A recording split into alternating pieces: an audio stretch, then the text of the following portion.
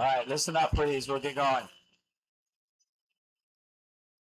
All right, better job this morning. You did notice a couple of people. If there is a sidewalk on the road, run on the sidewalk, even if it would be with traffic. But if you're all on the sidewalk, you're okay. The way you do that and run in the road, and there is a sidewalk available. So I think everything went more smoothly this morning. Again, like I said, there's no training this afternoon. If you need to see a trainer, the next one will be tomorrow morning after you come to track and check in. Okay. All right. Today, there's lots of different stuff going on because we don't run in the afternoon. So I'm going to go over the schedule really quick so everybody understands what's going on. We're in here at the 10 a.m. morning session. We have lunch, meeting at 12, go at 12:15, go at 12:30. Team challenge is 1:30 to 3. Dorm cleanup is 3:30 to 4:15. That means you go back and you straighten out any trash, anything like that, whether it's the bathroom, anywhere, take out to the dumpsters that are somewhere outside of your dorm. It'll make Friday morning go that much quicker when you get up early and have to pack off the rest of it. Just make your room better and just clean up and tidy up. Again, that's from 3:30 to 4:15. All right. And then after that, we're in here at 4:15 or 4:30 for mini sessions. So that's basically 4:30 to 5. And then dinner. And then dinner is 6 to 7. A little bit different in dinner. Years past, we've done a picnic. We actually went somewhere. We stay here now. The only difference will be you'll use paper utensils, plastic, knives, forks, paper, which you throw out. But everything else will be the same. So show up at the same time. Where's Dave? Okay, you guys, are we allowed to go outside to eat? Sometimes the picnic will let them go outside, or they have to stay in.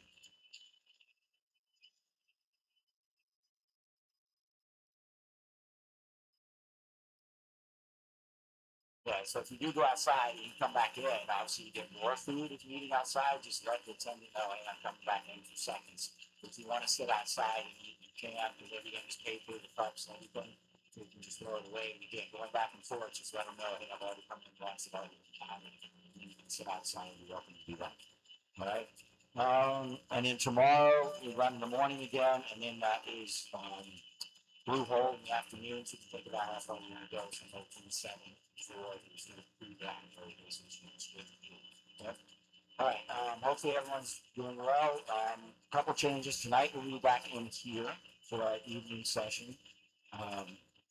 Lunch. Yeah, no, to Wednesday. Tonight we will be in University Commons, same place we were on Monday. We're gonna have, I'm not exactly sure, some type of games. So you're gonna just to run around, similar to what you did on Monday. So maybe flip flops aren't the best thing, or barefoot. We do that for an hour, and the second hour will be yoga. So bring your yoga mats, bring stuff you can stretch in. It'll be some type of activities. We'll be moving around for an hour, and then an hour of yoga. Everything is in University Commons basketball court. All right. Anybody have any questions? Anything? Okay, counselors. At this point, everyone should know when you refer to counselors, you have your running group leader. They are counselors. But if you're having issues on your floor, you want to go to the person on your floor.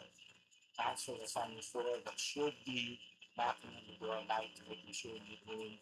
So if you're sick or you're missing something or something doesn't work, you by this point should know where the counselor on your floor is that you can check with you. Counselors make sure they have their phone number, something like that, so they can get hold of you. Got a couple of parents call, if my child hasn't seen a counselor since they've been there. I don't think that's true, but you want to make sure that okay. All right, staff, anything we're missing? All right. So speaking this morning, I pivoted a little bit, got a little bit of a confusion with our sports psychologist. So we got someone that might actually be better than sports psychologist. This person has done everything, including sports psychology. He's been involved in track and field for over 60 years at all different levels, from being a high school coach to a college coach, he's an NCAA administrator now, rules committees. He's run all the type of meets. He's been a professor. He's been here for over 30 years. He's very good at presenting up here, so I'm excited to see what he's able to put together this morning. I think you guys will enjoy it very, very much and bring up very well.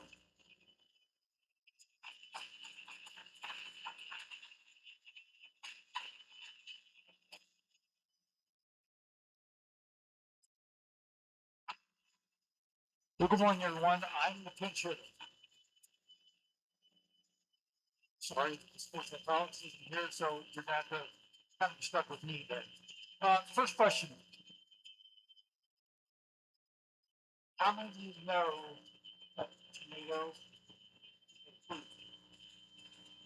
Good, you got some knowledge. That's good. The second part is having wisdom. And wisdom is knowing that you don't put tomatoes in a fruit salad. And the third part is philosophy.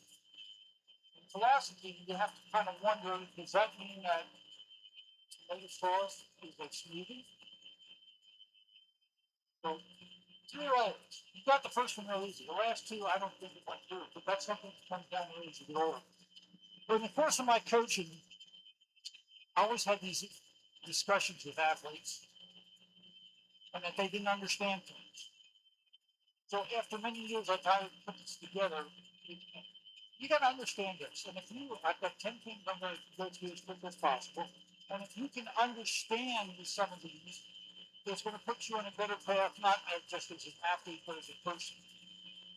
And part of what you need to learn as you go through life. So these are all things applicable whether you're having a track running, on the cross country course, or if you're in the classroom, or if you're in a job situation. So the title is to understand this, and that's kind of how I present it. Okay, Matthew, next slide, please. Okay, number one, let's define what our role is as a coach. Coach's job is to help you develop as a person, a student, an athlete, a jumper, sprinter, hurdler, distance runner, thrower, whatever it may be. So for coaches in here, that's how I view our role as a coach. The first thing mentioned up there is as a person. Because developing you as a person is going to carry you far beyond the 3, 4, 5, or in this case, sometimes after the NCAA level, 6, 7 years that you're competing. So that's defining where I'm coming from. That's my job. That's my function. That's where I operate from when I am a coach. Develop you as a person, a student, athlete, and a special area. Okay, number 2, 3. So communication is a must. In this day and age, that's somewhat of a problem. All of the devices now we bear with cell phones. And the studies have shown that the cell phones have decreased our ability to have interpersonal communication. Now, communication in my book, like for our efforts, it's got to be appropriate. Texting me a message may be appropriate in some situations, but oftentimes being able to come in and sit down and have those face-to-face talks are very important. Now, what does that involve? Well, I want you to come in and tell me, man, I just had a great weekend. Went to the beach for the weekend with my friends. We had a really good time. I just got out of got my English paper back, and I got a B plus on it. Worried it was only going to get a C, but I got a B plus. Um, I just had a really great meal out. I want to hear all those things because that allows me then to have the tough part. If the only time you ever sit down and have a conversation with a coach, a teacher, or anybody else is about something that's not going well, then the first thing you start to think about now is, oh, this is not going to go well. You've got to have the good conversations to allow having those tough conversations. Just broke up with my boyfriend. I just broke up with my girlfriend. Didn't sleep last night. Didn't eat breakfast this morning. You heard about the importance of nutrition. And so the small discussion to have with students, okay, what happens when that athlete comes to you and says, I haven't had anything to eat all day, I didn't sleep much last night. How did I respond as a coach? Well, I need to hear that. Now, I've had athletes say, you're not going to want to hear this, but, and then we'll go right out. It's important because, once again, to go back to the first part, it's my job to help develop you as a person, a coach, an athlete. I need to hear that because what I would assign you would be dependent on that. In many cases, I might say, well, just go back to the door, go get something, maybe get a bike ride or something. You're not working, you have a hard workout today, you're not ready to do it. Not fueled. You heard that last night. You got to be fueled up. So that doesn't mean that you just keep yourself to the ground. You go out there and try and do a hard workout. You're going to sleep. You're not recovered. The sleep is, you've heard that numerous times, sleep is the essence of recovery. So why am I going to just dig you into a deeper ditch and cover you up? So communication is a must, both good and bad in your life. And I kind of say, I don't want to tell my folks about that. I don't want to tell my friends about that. Well, the communication is very key, but you got to start and have the good things. I want to hear good stuff. That allows me to have the tough conversation.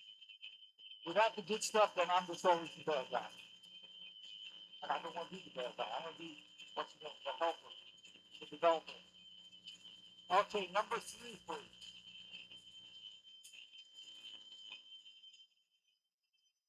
Now, within that, you've got this thing. Criticism and negativity are not the same thing. How many times? Coach, why are you being so negative with me? Why are you always being so negative? There is a difference between criticism and negativity. Well, let's understand what the difference is. Somebody goes, you're worthless. I don't know what you're doing out here. That's negativity. That's a put down. So negativity, principle in my eyes, is when you're saying something derogatory about the person and putting it down. Criticism is when you're taking something that you have done either incorrectly, in a poor manner, and you're giving that person a way to do it better, to get better, to develop. That's criticism. Criticism is necessary for you to grow and develop. Oftentimes, you'll get to the point where you start being critical of yourself. I could have done better in that test. If I studied a little bit more, I could have done better. And if I'd have warmed up more, I'd been ready to do the workout better. If I had fueled properly before the race, I could have done better. That's the critical part. Something that you did not do well, you are assessing, and what can I do to make it better? It's not, I'm worthless as a runner. I don't even know why I'm out here. I'm just terrible. That's negativity. So please understand the difference between those two, because they get confused. Even us on the coach's side sometimes get them confused as we deal with our athletes. And if you feel like something is negative, you got to have that conversation going back to communications. Like, Coach, you were really harsh in how you laid that out. I mean, I didn't quite get it. You were being very harsh. You got to be willing to have those types of conversations. That's the coach-athlete relationship, or the teacher-student relationship. You've got to be able to go there and have those fights. Okay, number 4, please. Commitment. When you look me in the eye and tell me I want to be a state champ, I want to run under 2 minutes, I want to run a 4-minute mile. You've heard a lot of it this week, but when you look at a coach or somebody that you're working with in the eye and tell them that's what you want, and understand you have made a commitment. As a coach, I operate on that principle. This is what you told me you wanted to do, so I'm going to put you on that path to try and accomplish that. Why are you making me do this? You told me that you wanted to accomplish A, B, C, D. To do that, you have to do this. So be careful what you wish for. Be careful what you state. Because teachers or coaches, I'm a big accountability, responsibility person. When you tell me this is what you want, then that's what I'm going to operate on. Until you tell me different. So please understand, whatever it is you're going to commit to, by coming here, you've made a certain level of commitment to running. But in every aspect of your life, you're going to have to make a commitment. And with that, you have to understand what goes with it, but be willing to accept those things. Now, it's not always good things, sometimes it's bad things, but you've got to understand what commitment means. You have to act, carry through, and be responsible. Yes, we will hold you to that standard. Be careful what you ask for. Next one, please. There is a price to pay for what you want. You can't name the price. Uh-uh, doesn't work that way. The price is determined. You may ask the question, what will it cost me? Because there's going to be a cost to do what it is that you committed to. But the price has been set. Doing what pays. You can't determine the price. You can only determine what will it cost you. Now you can have to give up going out Friday night by trying to get you right up there. For country place to start in the morning. I need to get my rest. I need, instead of skipping the meal, I need to sit down and have a good meal this morning. That's part of the cost. But the price has already been set. It's been set. In order to have your best and optimal result, these are things that you should be doing. It's been laid out from a nutritional standpoint. It's been laid out over longevity, like in Reagan in terms of what he did over time. You heard that from pretty much every speaker up there. There is a cost. Are you willing to pay the price?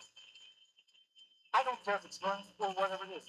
If you want to become the leading, if you want to become an astronaut, there is a cost. Are you willing to pay the price it takes to get there? Regardless of what your professional endeavor may be, there is a cost. There are sacrifices.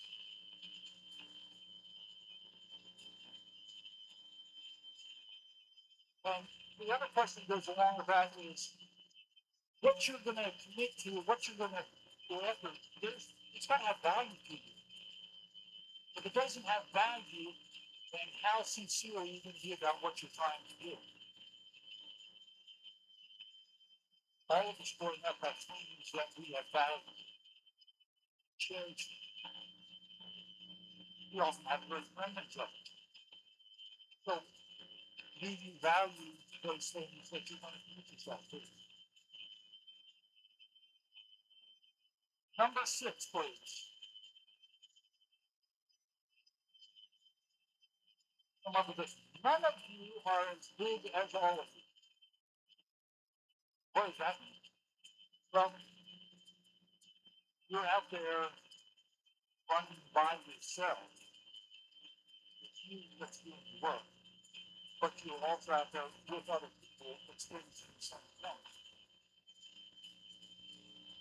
And this is where, finding the teammates, you heard Eddie talk about that. Teammates helping out. So while you may feel like out there, it's just all part of me, you've got a team around you. And that's probably one of the big things about being involved in sports. But it's team, because you've got other people who are hopefully like-minded around you. And none of you are as big as all of you. There's safety in numbers. The ironic thing is, each one of you, you hear this oftentimes, I want to be me. At the same time, you're trying to be like everybody else. There are fans out there. There are passionate out there. Oh, that's really cool. I didn't know that's cool. So you're trying to be like somebody else, but say, I want to be me. I want to stand out, be my own person. So that battleground back and forth. I want to be me. I want to be part of you. How do you find the balance in both of them? That's part of what you're dealing with now. None of you are as big as all of you. You're all out there. Everybody's out there on the British Nod yesterday. Everybody can pretty much explain to the next person what it felt like. And you'll get, yeah, I felt that way too. So understand there is, there is strength within what you have. But none of you are as big as all of you. Number 7, please. No, no, no. Because coaching all of it. Why aren't I doing what so and so is doing? How come they get to do that and I have to do this? Coaches, I've said this in coaching class. Coaching can be the easiest job in the world. Just have everybody do the same thing. It's a piece of cake. But the essence of coaching goes back to what I said in the early stages. It's developing as a person. So therefore, person A may be ready to do this amount of work. Person B may not be ready to. So think of what is appropriate. Is what I am doing appropriate for where I am? Not why aren't I doing the same thing as everybody else? Because you're not the same as everybody. We just talked about that. You're trying to be me, but that's what I'm going to be you. So think, am I doing what is appropriate for where I am in my development? Am I racing with what's appropriate? In other words, think appropriate, not I want to be the same. Or that goes back to that whole identity. Or the whole you. So everybody does not do the same workout. I can remember having with just a sprint group, having 4 or 5 different workouts going at the same time. It was more difficult for me, no question, but I was doing what was appropriate for each of my athletes to get them where they were trying to go.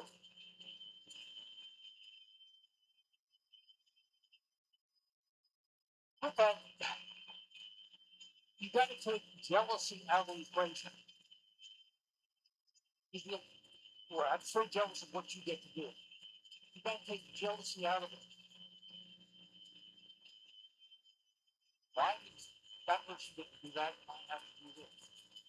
Because that's what's appropriate for you. They're supporting.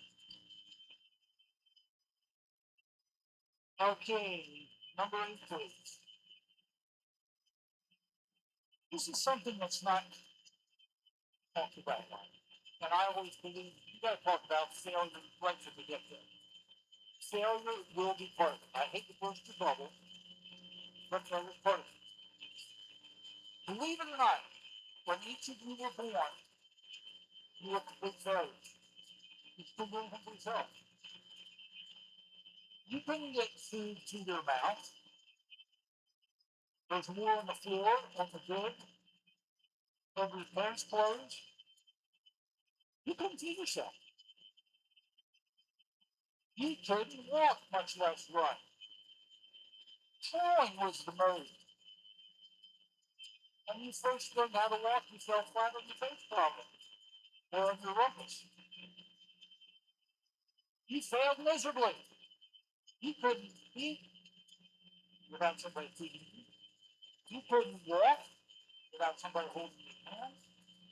You couldn't do hardly anything without somebody else helping you. You were failure.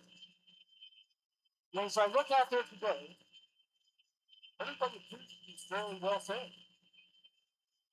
I saw everybody running pretty well up Redditch Knob.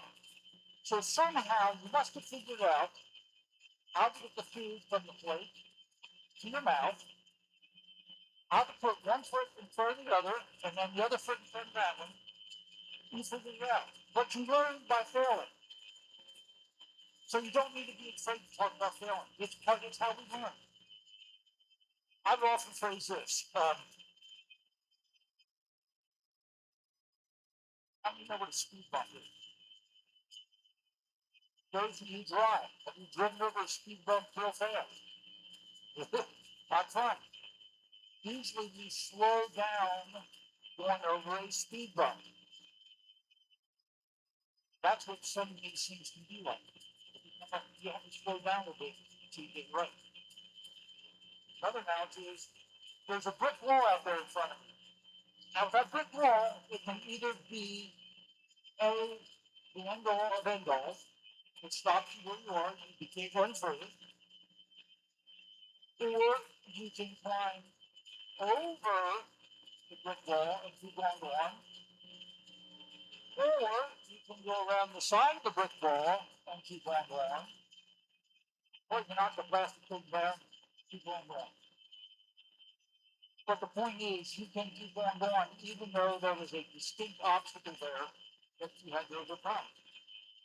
The obstacle is failure. So how you approach it that can take you a long way. It can stop you dead in your tracks. Never say, oh, they'll never recover from that. Whatever that is. But failure will be part. So please recognize that. Failure is not a bad thing. It's how we learn, how we grow. It's how we get better.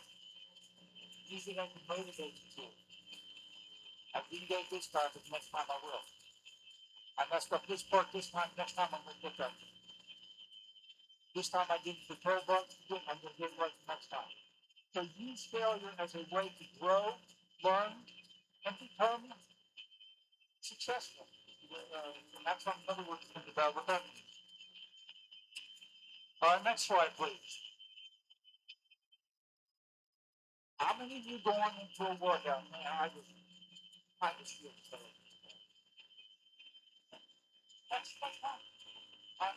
I don't want to go to school. I'm not careful. It's not good. But you cannot rely on how you feel as the determining factor in how you will compete or work out. There are too many stories out there of people who were not feeling good, who went into races thinking, man, I just don't like to change my day, and had PRs established, had amazing workouts.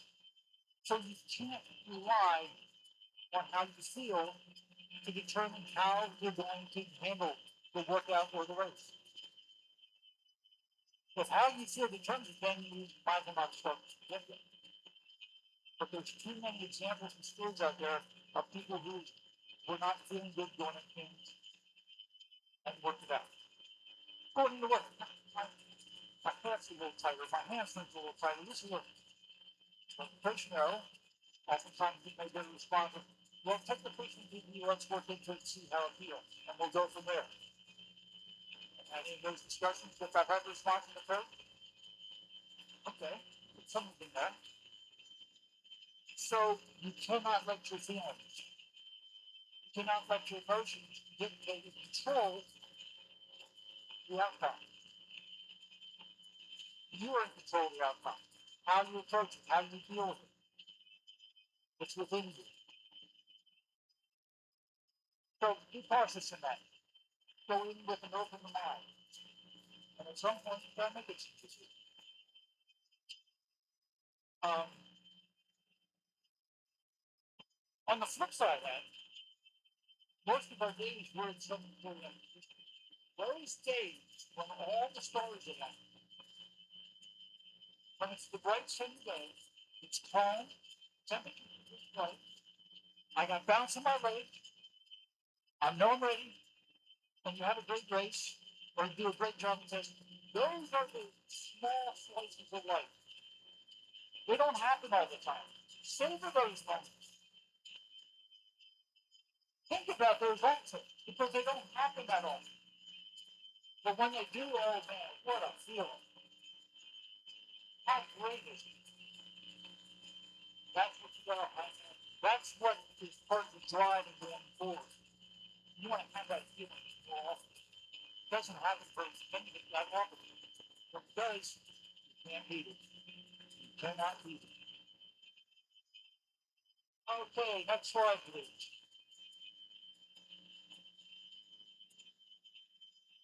Mediocrity is excellence is tough.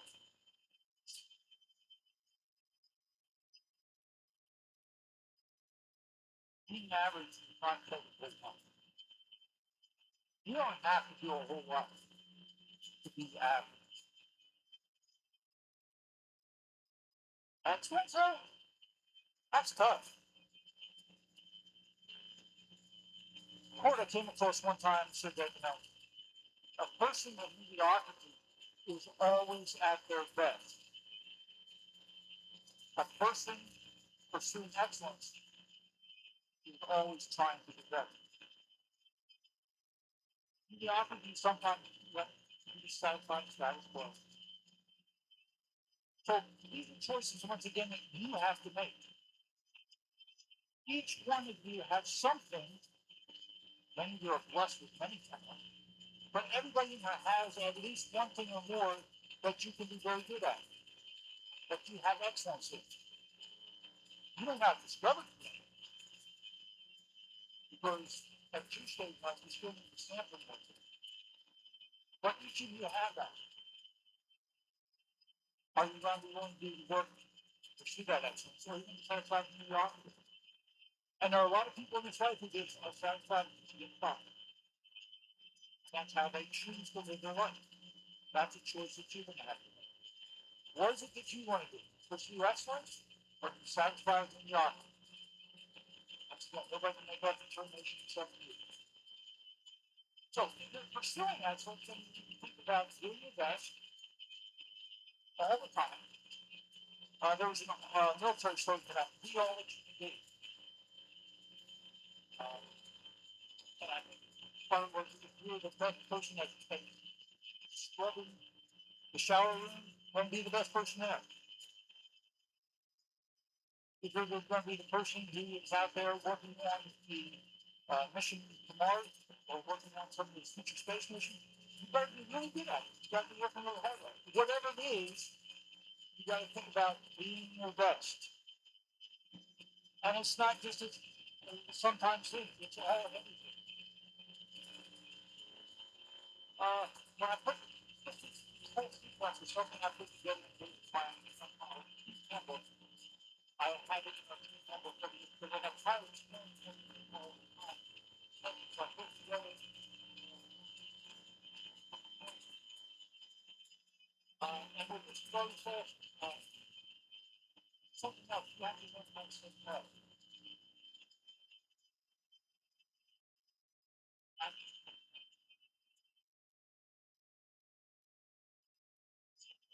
when you shouldn't be doing things, you don't want to do something that's going to impair your ability to pursue excellence.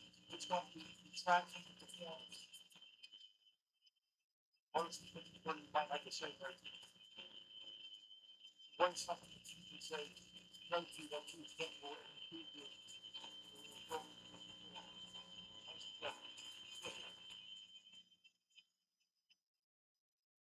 no, I'm not going on to say to me tonight, I'm going to put the phone away on one sleep. How important in this day and age? And that's not easy. Well, you're addicted. But yeah, that's great. What else? What can you say no to that will make a difference for you someday? Besides the cell phone. Yes, sir. McDonald's. Somebody tell you I don't like McDonald's? Well, I don't. So I'm right there with you. They've tried to make their meals more nutritious, and Shannon probably does this much better than I can, but a lot of the fast food, it's fat, so healthier lifestyle.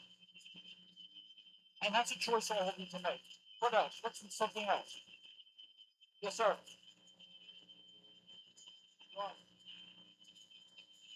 Absolutely. It creates a false sense. It creates an illusion. It impairs. Some people look at it as an escape. For whatever reason, something examined. Yes, ma'am, or yes. Alcohol is another. Alcohol. And without question showing, if you're looking at physical performance, alcohol can impair. Why? Once again, Sienna can address this much better, but basically it ignites, dehydrates, and therefore you're not hydrated the way you should be. It also impairs judgment, and there's a whole other litany of things. But hopefully you can say no. And that's the whole thing about that. Just say no. That's part of the whole drug advertisement. Just say no. That's easier than it sounds. But once again, if you're pursuing excellence, it's a choice that you have to make. Oh, just try it. It'll be okay. No. And that takes courage, it takes strength, it takes the ability for you to stand up and decide, no, this is not the path I want to go down.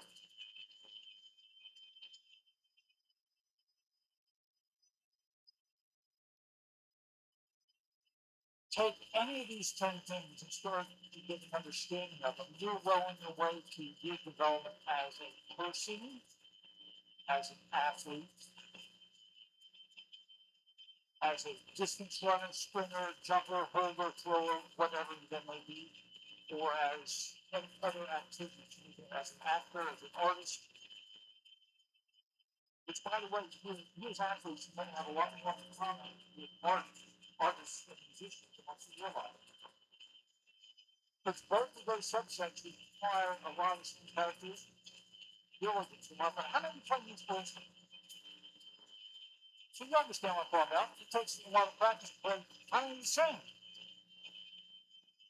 I didn't ask, can you sing well? How many you can sing? If you want to really pursue it, you got to be able to practice. Any artists in here? Okay.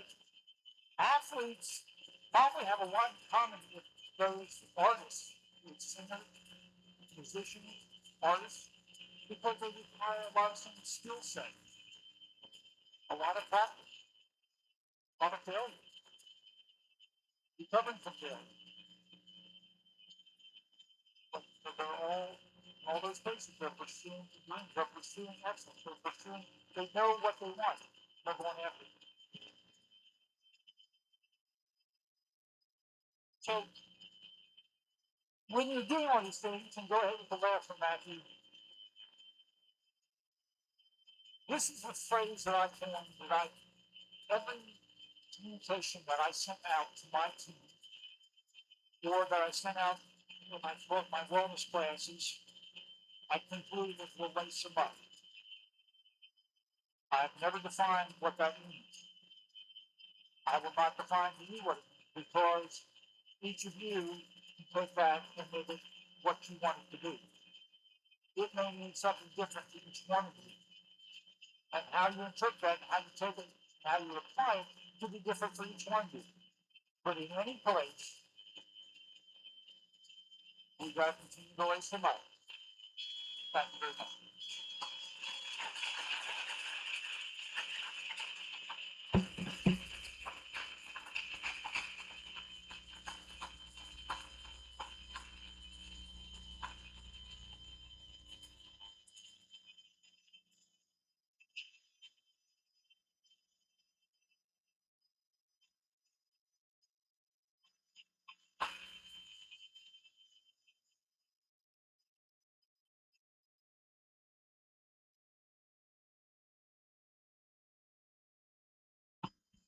All right, so what do we think of Bill? Let's give him another round of applause. That was a great job.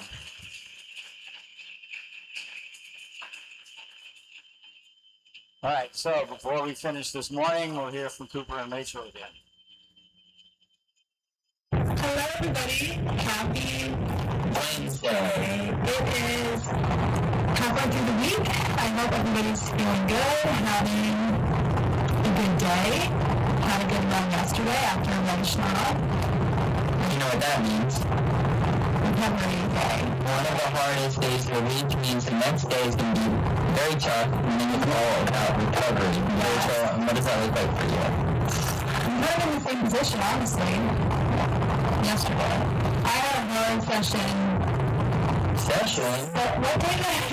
Shotty made Thursday. The final of the USA 1500. And then we had the final today. So yesterday was very good on recovery. For me, that looks like doing nothing.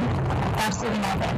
Honestly, it's not super rigid. I usually go out, get a coffee, try to start my feet, but also distract myself a little bit. As long as I feel like I'm relaxed, but yesterday I really did nothing. I think I just rested my legs, rested my mind, and did whatever I wanted during the day to feel good and happy, and that's what recovery is about. That's a great sentiment. I think another big thing, in camp, you get carried away a little bit, days turn into night, you're having fun with your friends, but sleep is that too. Number one. Yeah. I never really took sleep too seriously, you know, be out late, having fun, messing around with my friends.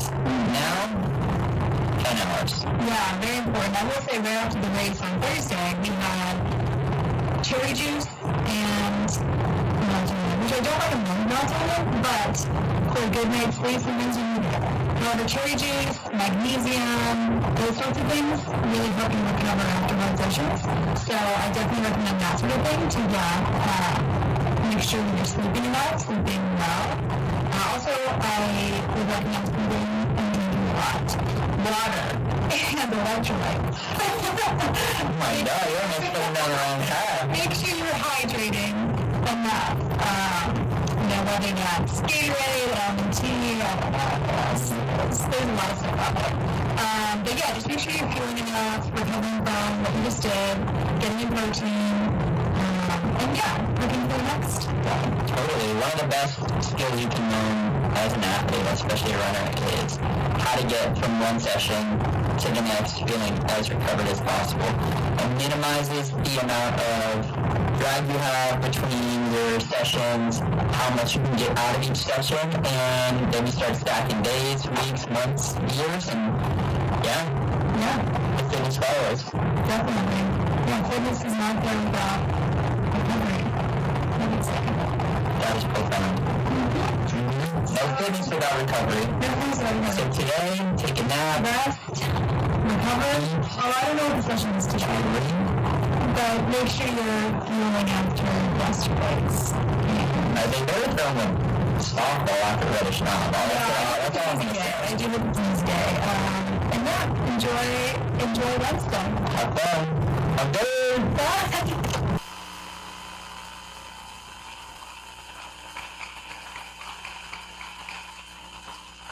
All right, we keep hearing that same message about fueling. We got it from Sienna last night, from these guys. How many of you guys think you're fueling enough this week? Water and food in general. It's important to your recovery. Same with going to bed at night. As the week goes on, you guys start trying to stay harder to stay awake in here. So please take naps when you can, eat, hydrate, getting warm and staying warm. We're done with the rain for the week, so we should be able to stay on track with everything we do. So again, check your schedule this afternoon to make sure you know where you're supposed to be at what times. If you're on time, things run a lot more smoothly, okay? All right, that's it this morning. Thank you.